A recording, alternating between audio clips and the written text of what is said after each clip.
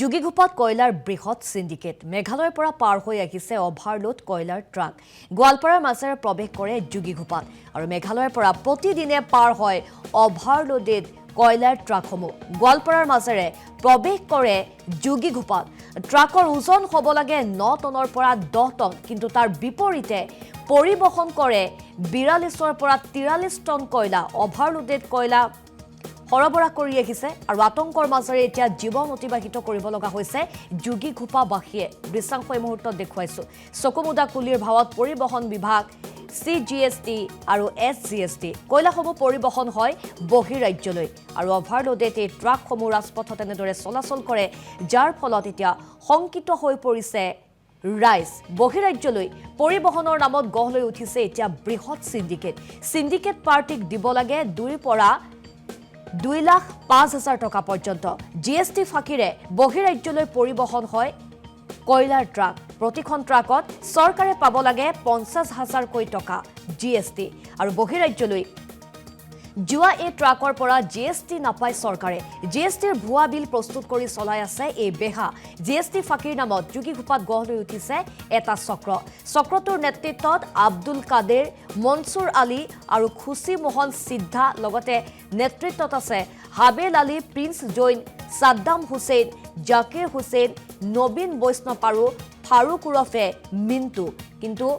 কোনো ধৰণৰ ব্যৱস্থা গ্ৰহণ কৰিব পৰা নাই প্ৰশাসনে আৰু যোগীঘোপাৰ আমি দৃশ্যাংশ আপোনালোকক দেখুৱাইছো কয়লাৰ বৃহৎ সিন্ডিকেট চলি আছে মেঘালয়ৰ পৰা পাৰ হৈ আহিছে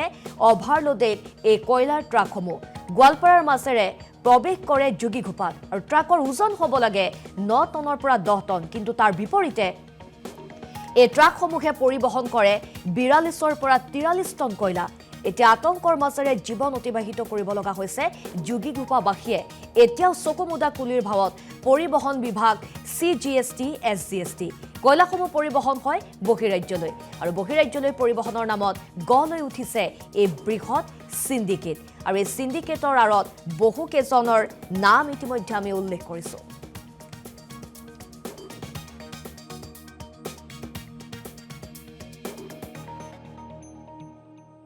মুখ্যমন্ত্ৰী ডক্টৰ হিমন্ত বিশ্ব শৰ্মাৰ নেতৃত্বত অকল যোগীঘোপা বা মেঘালয়ত নহয় অল অসমতেই কয়লা সিন্ডিকেট চলি আছে আৰু ইয়াতে দুজনমান মন্ত্ৰীৰ নিৰ্দেশত চলি আছে বিশেষকৈ আমাৰ গোৱালপাৰাৰ মাজেৰে যিটো কয়লা আহে আমাৰ মেঘালয়ৰ পৰা যোগীঘোপাত যিটো কয়লা আহে গোৱালপাৰা ভায়া ইয়াতে বঙাইগাঁও আৰু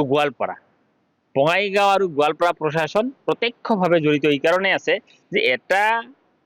ট্ৰাকত 9 টন বা 10 টন মাল আনিব পাৰে কিন্তু তেওঁলোকে 40ৰ পৰা 42 টন মাল আনে আৰু এনেকুৱাভাৱে আনে যে এতিয়া সেই ৰাস্তাৰে যদি আন গাড়ী যায় দুৰ্ঘটনাৰ এনেকাই এটা পজিশন থাকে য'ত আমি মানে নিজকে মানে হাতটো কি হৈ যায় যে আমি কেনেকৈ যাম এই ৰাস্তাটো পাৰ হৈ ইমান অভাৰলোড আনে আৰু গাড়ীবিলাক এনেকা গতিত আহে যি গতিত অহাৰ পিছত